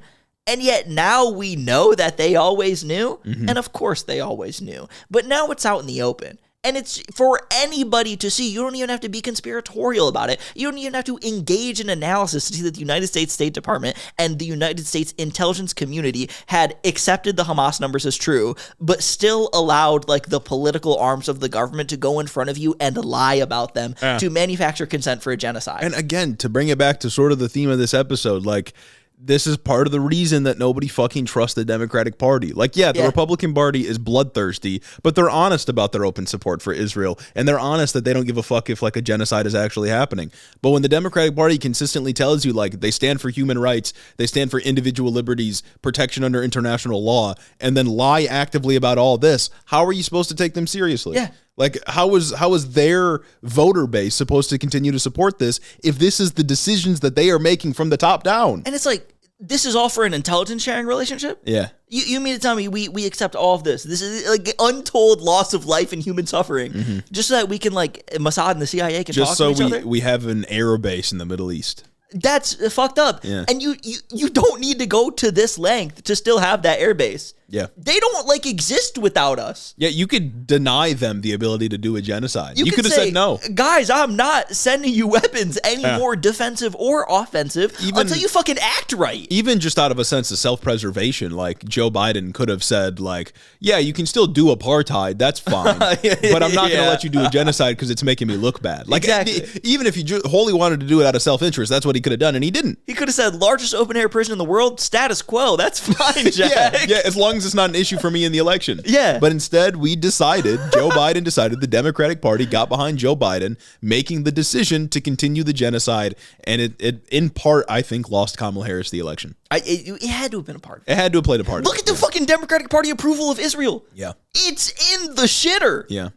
Lowest than it's perhaps ever been. It's not just that, like, voters decided to not turn out specifically because of Gaza. It's that, as we've been saying, your position as a Democrat on Gaza speaks to your ability to push back against the entrenched interests that are making our lives terrible here and people's lives terrible overseas. It's indicative of everything else. And it goes back to the fucking word conversation too that we had in the cold open. It's like you can go out there, Democrats avoid. Nobody gives a shit about, like, the words that you use when you talk about a thing. It's about the moral clarity that you have. It's about what you fucking believe, and it's never been so obvious that Democrats don't believe in anything. Yeah. In like 4 years, hopefully, if this is all done and resolved in a good way, within, like, the next year, soon or whatever, in like 4 or 5, 10 years, we're going to have consultants that got paid, some consulting firm, maybe Third Way, maybe somebody else, that got paid like $5 million to come to the conclusion that, like, oh yeah, Democrats, you should distance yourselves from what happened to the Palestinians. You should say that was a bad thing and that we won't support that in the future. Yeah. It's going to happen. Yeah. It's going to happen, and it's going to be fucked up when it does. Yeah. You could have been against it all along. You might have even been able to prevent it from happening. Big on that. And that's maybe the most important thing, is you could have prevented the loss of life and, as you said, a miserable suffering. Yeah, instead of going on the campaign trail in like 10 years and being like, oh yeah, that thing that happened, that was fucked up, I wouldn't let that happen again. Yeah. And could have just not let that happen. There is a sort of litmus test coming up in the DNC that we can briefly touch on here. There are 2 resolutions that the National Democratic Party, the party apparatus, will be voting on this week. One of them is a substantive rejection of what Israel is doing. It is calling a genocide. It is calling for a Palestinian state. It's calling for an arms embargo. It's where the party is right now, the party base, I mean. And then there's another that just calls for a ceasefire. And, by the way, calls release for of hostages. Release of hostages, because, of course, it does. And I think the result of this vote this week will kind of tell us where the establishment is at on an issue that is animating their base and on an issue that has polarized so many people. It's going to be really interesting to see. And I don't have any predictions yet. I mean, if I had to make a prediction, it's that the good one will fail and the bad one will win. Yeah. And maybe even like, it's not even really like a bad one. It's just nothing. No, it's the one that says nothing. It's the one that does nothing. It's the one that takes no stance on like a bad issue. It calls for a ceasefire 2 years too late. It's the centrist one. Yeah. You know what I mean? And it can't even call for a ceasefire without also being like, yeah, we have to include the hostages in there. Mm-hmm. Is that not implied? Has every ceasefire deal that has happened and that Netanyahu has broke not included the release of hostages? Yeah, well, actually, that's the only way hostages have been released and freed. Exactly. Is through ceasefire negotiations. Diplomacy. Yeah. Who would have thought? Who would have thought? Who would have thought that maybe not killing people is a solution to get the people back that you're supposed to care about? But yeah, that's coming up at the DNC this week. I don't know, man. I've lost hope in these people.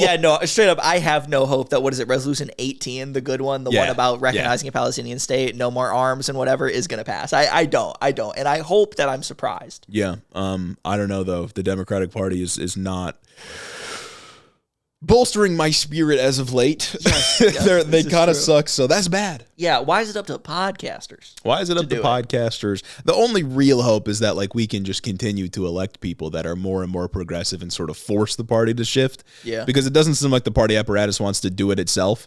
You know, electing people like Zoran, hopefully Omar Fateh, hopefully Abdul here in the great state of Michigan, but we'll see. Graham Planter from Maine. Yes. I've been more and more convinced of that guy in the past week. Hopefully he doesn't Fetterman. I don't think he'll Fetterman us. I don't think anyone I'm sticking my neck Fetterman. out. Yeah, because I'm sticking my neck. This dude has already said he's against the genocide, and Fetterman was already pro-Israel before. He just wasn't vocal about it like he is now. That's true, and it also wasn't as salient. It wasn't as salient. Yeah, the only people talking about Israel back then were like us. Yeah. Us and the other big progressives, but we'll see what happens at the DNC. Bask in the glorious light of Hiddo merchandise. Absolutely. We have so much on offer that you can find right now at headintheoffice.com. We got stickers, we got shirts, we got hoodies, we got hats, we got everything you could possibly imagine. And it's divine, folks. It's beautiful. And it's one of the best ways you can support the show. So go and get some merch, bathe in the glory of the radiant Hiddo light, and support the show. Support the show. We've got a variety of different colors. Mm-hmm. We've got blacks, we've got grays, and we've got green like money, most importantly. Mm-hmm. We love money here on this podcast. So head over to headintheoffice.com, support the show, and get yourself some merch. Just a couple of extras to round out the show here. Troops to Chicago. Troops to Chicago. What was it? The Pentagon said that they've been working on plans for weeks to send the National Guard to Chicago. I was in Chicago in the Central Loop. In fact, actually, I went around a lot of the city back in March, and place was cool. Place is chill. Yeah, it's not crazy. Public transit the public transit in Chicago is very good. You just hop on a bus and ride around. Sick as hell. Fucking, I can't imagine. Subway system is fantastic. Chicago, crime rates are down across the country. Crime rates are down in Chicago. No reason to send in the National Guard. Obviously, they are lying about this narrative of crime as a justification to send in the military to intimidate blue cities or make Trump look strong or whatever. But it seems like they're going to try to do it. It seems like they're definitely going to try to do it because, why are they planning for doing it? They did it to LA. Why not? It's either Trump has directed them to do it because he actually wants to do this, or the people at the Pentagon are just LARPing. Both options are bad. Mm-hmm. But the end result of this, should this happen, is we've manifested Chirac. Yeah. Just like how Stephen Miller went and said that DC is more dangerous than Baghdad, and the reality of the situation is that the only comparison between Washington, D.C. and Baghdad is the American military invasion of the nation's capital. Yeah. We've made Chirac a reality in that the American military is fucking invading. It's just we don't need the National Guard posted up in front of the bean. Yes. What's the fucking point, man? Yeah. It's ridiculous, but it seems like that's what's coming soon. And we should keep saying no. We should keep saying no. That sucks, actually. And the whole Chicago thing is also just can't he literally not do that unless he does the Insurrection Act? He did it to L.A. though. Hey, God, yeah, I was gonna say, don't give me. Law doesn't matter anymore. Law doesn't matter. I feel silly for bringing up, you can't do that, you can't do that. Guys, that's against the... You can't kill someone. That's illegal. That's illegal. Well, fuck. You know what I'm saying? Fifth Avenue and whatnot. Yeah, I mean, he did it. I don't see... like. I think there was like a different justification for doing it to California, though, wasn't there?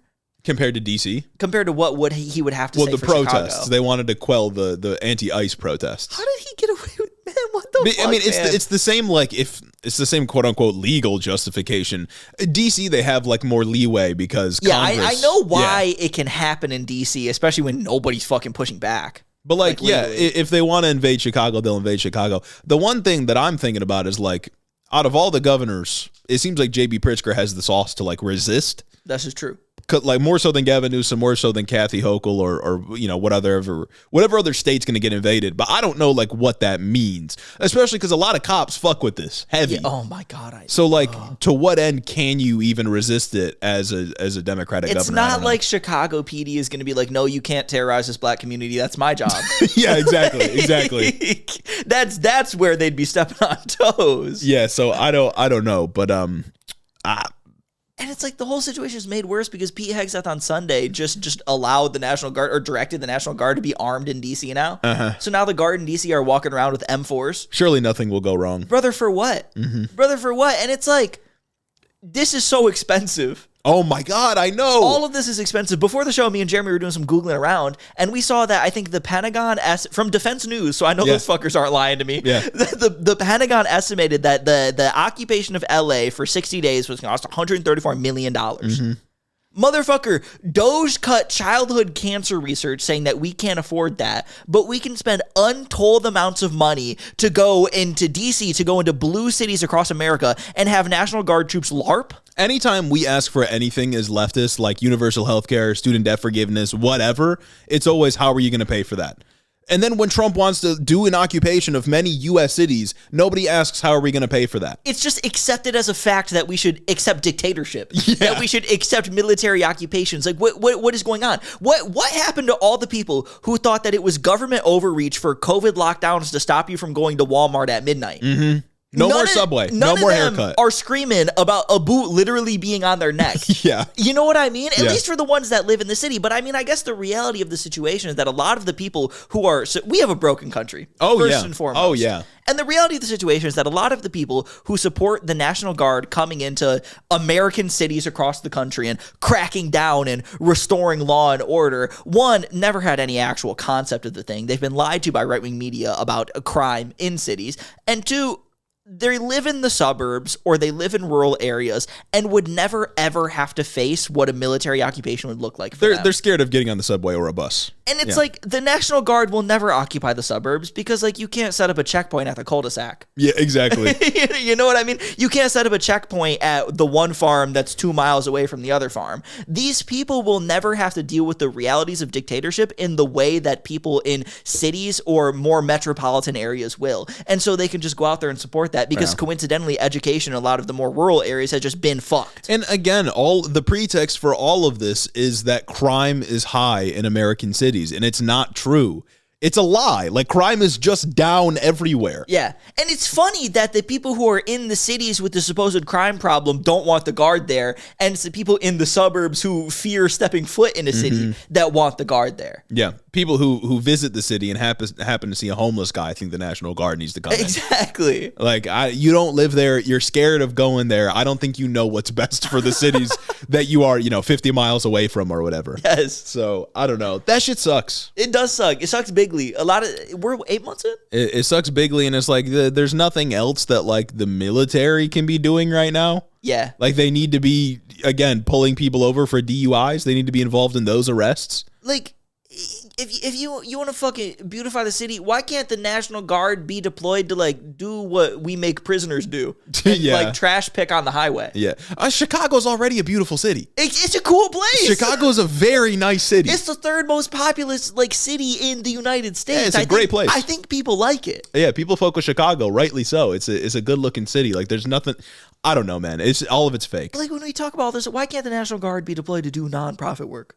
Yeah. Why can't they be deployed to like pick up trash off the streets. I'm telling you, man, we need a jobs program, a federal jobs program to fucking plant trees, paint murals, whatever. You get guaranteed money. You can go to boot camp or whatever, and then you just do what a nonprofit would do. Yeah, we'll give you government health care plan, whatever it takes. Like That'd be sick. Again, like we could tool all of the military industrial complex towards like cool things. Yeah. Things that are good for human life, Yeah. and not meant to like intimidate or scare or hurt people. But instead, we're going to get checkpoints at the Walmart on 5th and 6th. Yeah. Fucked up. Not great. So that's troops in Chicago. That's fucking National Guard carrying guns. Lastly, rest in peace, Cracker Barrel. R.I.P. Cracker Barrel, man. I went to Cracker Barrel maybe like 5 times in my life. I think I've been once. Yeah, not very often place for me to visit, but rest in peace. Communism did this. Yeah.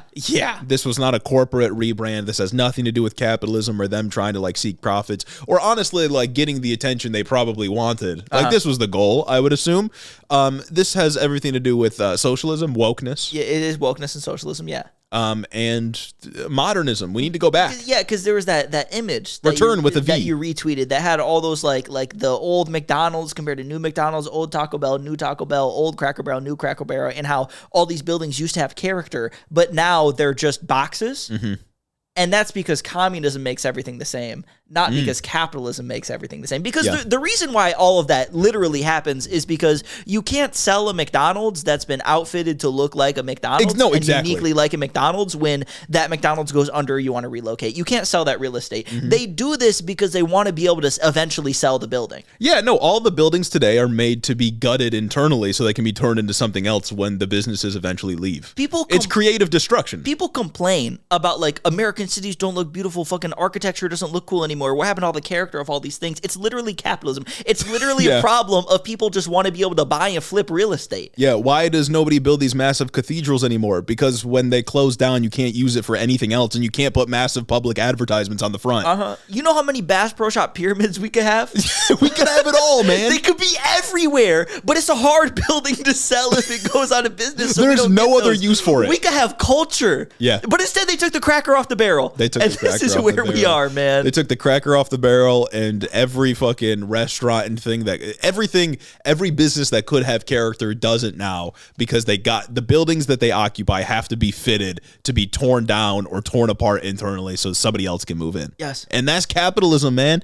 That's like peak capitalism too. Nothing is beautiful. You can't engage in creative endeavors. You can't go outside and experience like creativity because there's always some guy that like has money that's like, oh yeah, but blah blah blah blah blah blah blah, that you have to appease. There's always someone who's out of touch that is like funding the art effort or whatever. That's like no. Yeah, and that sucks. It does suck. It sucks bigly. And you got to thank the communists. And like Zoran. Zoran did this. Zoran did this. Watch government grocery store have more character. That'd be cool. That would be cool. See, that'd be a power play if the government grocery store was like an icon. I need Mary Sheffield when she eventually wins to make a Detroit grocery store. I don't think she will, though. We're cityizing Marcus Market. Yeah, come on now. We're bringing Marcus Market into the city. It's fucked up. It's now a public utility. That's right. Would support. Anyways, I think that's the end of the show, so we got to read our little Botify reviews. We do got to read the Botify reviews. This first one from Mex Blicker. First, I condemn Hamas and all forms of political violence. I like how we're abbreviating this now. This is good. I condemn Hamas and all forms of political violence. I've been a listener for a couple of years now, and I can't stop recommending it to all my Maryland, Gov. Westmore, and Senator Van Hollen up a million. To all... Guys, I can't read. It's the end of the episode. Oh my God. I can't stop recommending it all around Maryland. Gov. Westmore and Senator Van Hollen up a million. This is true. I endorse. I am waiting for the Westmore gerrymander where he eliminates the sole Republican seat. Dude, that'd be so cool. The one Republican seat. That'd be so cool. The pod save guys do nothing but let me down. Truth. And this geopolitically golden pod truly helps me feel less crazy. Give a listen to the Hiddo pod for good vibes and great takes. 5 out of 5 stars. Too true. oh shit, and they put a little phonetic thing, mexplique. Explique. Wow. Explique. This next one from Christy Beck, long overdue 5-star review. I am descending from being seated at the right hand of God to give my non-parasocial friends Jeremy and Gage the accolades they so richly deserve. I play Hitto on my speakers to infect the DOD with the woke mind virus and leftist ideals. Join the Discord and become a patron because Hitto means family. Yes. Always, I condemn Hamas and all political violence, although that's difficult because we live in Chip Royce District in Texas. Holy moly. Much love from Hitto Archangel Christy Beck. Absolutely. Hell yeah. Absolutely. Wonderful review. This next one from Phoebe. A classic 11.6 out of 5 stars. True. I've only been listening for a few weeks, but Jeremy and Gage have made learning news so much more bearable in these times, which are trying. I've already recommended them to my best friend who enjoys your content now as well. Shout out the best friend. And their MSNBC guzzling parents, because you two each are just that guy. MS Now. And MS Now. And of course, I condemn Hamas and all forms of political violence, except for Michael Bay's 2014 Transformers Age of Extinction, because we all needs Optimus Prime on a giant mecha T-Rex in our lives. This is true. Too true. This next one from Etri J. First time reviewer, but another banger episode. First of all, gotta condemn Hamas and all forms of political violence. So let's get that out of the way. But I've been listening since the insanity that was the 2024 election cycle from TikTok, and the refreshing and humorous takes really makes digesting this political hellscape a whole lot better, especially coming from the state of Georgia, working in special education. Best geopolitical and tertiary political podcast around. That's right. I think that's like 1 trillion out of 5 stars or something like that. It's gotta be. That's a lot of zeros. It's got to be 1 more billion stars. Uh-oh. Next, Avery Smith, 5 out of 5 star review. First, I condemn Hamas and all forms of political violence. Hitto continues to put out banger after banger of episodes and always have sound political commentary. This could be a 10-star review if Gage tells us where he got that Spider-Man sweatshirt from. As a fellow Webhead fan, I gotta know. I got that at Disney Springs. I couldn't gatekeep, but it's okay because I don't think they sell it anymore. They don't sell it anymore, and I was gonna say it could be from one of those overseas places that don't get the de minimis exception anymore. Oh yeah, no, see, that's $1 billion. But yeah, I got that from it was like a special collection at Disney Springs. My girlfriend and I stopped by when we did a road trip to Florida for spring break. It's very interesting. Truth. So yeah, fuck. This final one from the Humble Hydra, 5 out of 5. At the end of the Biden arc, I was rightfully called out by my best friend, Ultra the Dragon, to be indoctrinated into the Hitto cult with just a small investment of 60 to 120 minutes a week. Now twice a week, thankfully. Jeremy and Gage continue to both educate and inspire me with their passion and dedication to the truth and to a quality Hitto education. Yes. Thank you for all the joy you bring to me, my best friend, and many other listeners who tune into the #1 geopolitical podcast globally. Yeah, 60 to 120. It's more like fucking 120 it's about to 3 240. hours. It's about 3 hours a week. Yeah.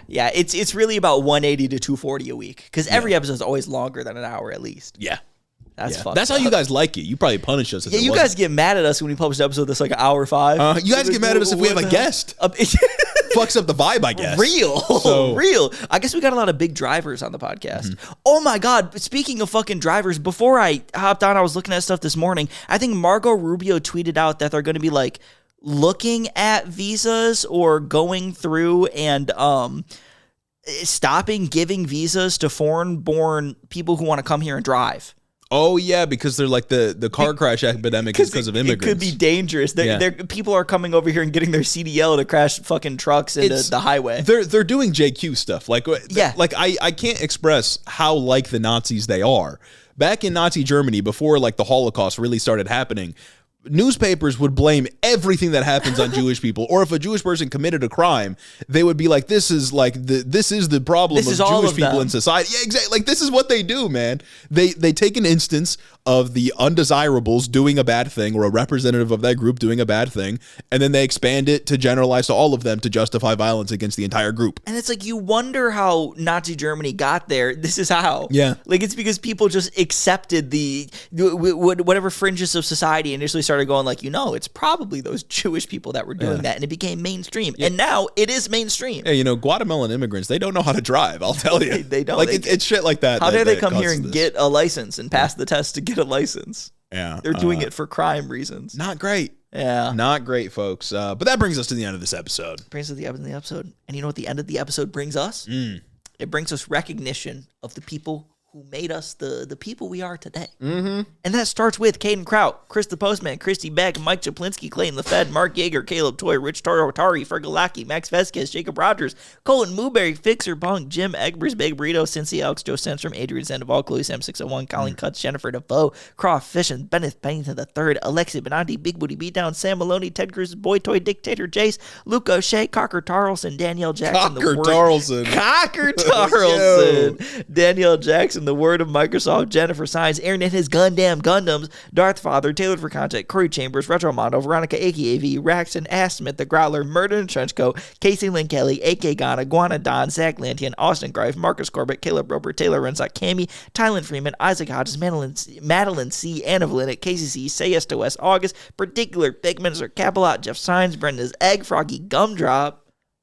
Oh, Jackie Boy, Shameless, Coherent Babbles, MJ Sharp, Michaela Muncie, The Wallace 3000, Chris T, Kashawn Lala, Amanda R, Tyler J, Particulon, Memfrez, Rhonda Stiletto, Midwest Marxist, Joe the Mailman, Gary from West Michigan, Johnny GG, Jupiter Not Jupiter, Stacked Crabs, I Crowley, Urban Peach, Lord of Four, Lauren, Holt Forsyth, Booty Snakes, Do Fairy, Chelceratops, Austin Lima, Lane Waltz, Azim Fadu Hussein, Gorgeous Girl Mukes, Brooklyn G, Noverk the Dastardly, Goldthorn, Addie Book, Merlin, Cryo Bongi, Sergeant Pookie, Hoodie, Kim Kitsaragi, Rose Grimm, Kristen, Jamie the Young Extremist, Jack the Heathen, Archer W, Evan Mingo, AJ Torres, Elo Nico, Jake Hall, Seth Schmidt, Noah Sahas, Maja What, Ultra the Dragon, Mercy Boku, Dick Cheney and 6-inch Heels, Luke Wechter, Henry Kraggles, Tristan Ringsmith, Yaya, Assur the Atheist, Aiden Reese, Deep State Agent, Puddle Pirate, Joshua Franklin, Southern Lefty, Lark61, KC, Cannon Man, Troy H, Rock Muffalo, Nahan San Diego, Nut Mode, Nick from New Haven, Connor Nix, Sound Logic, Sleven, I Have Never Made a Woman Orgasm, John from Houston, and my mom. Thank you all so much for supporting the show on Patreon. We couldn't do it without you. And you got to make sure you tune in next week. And if you want early access to all this, become a patron. Become a patron. Shit. And if you're clamoring for the next episode before everybody else and you don't want to become a patron because you have commitment issues, buy an episode. Yeah. And shout out to some of you I know will like listen to Hiddo while you do other things. Yep. Like cleaning your house, whatever. I respect. And shout out to those of you who just let the episode play to the end because you can't be bothered to stop it while you're doing something else. Exactly. Shout out because to you. It's so riveting while you go through. Exactly. You just happen to listen to the Patreon shout out because like you just let it keep playing. You want to hear how he mispronounced the name again. Yeah. This ending part is for you, yes. listener. And dear listener. We'll see you next time.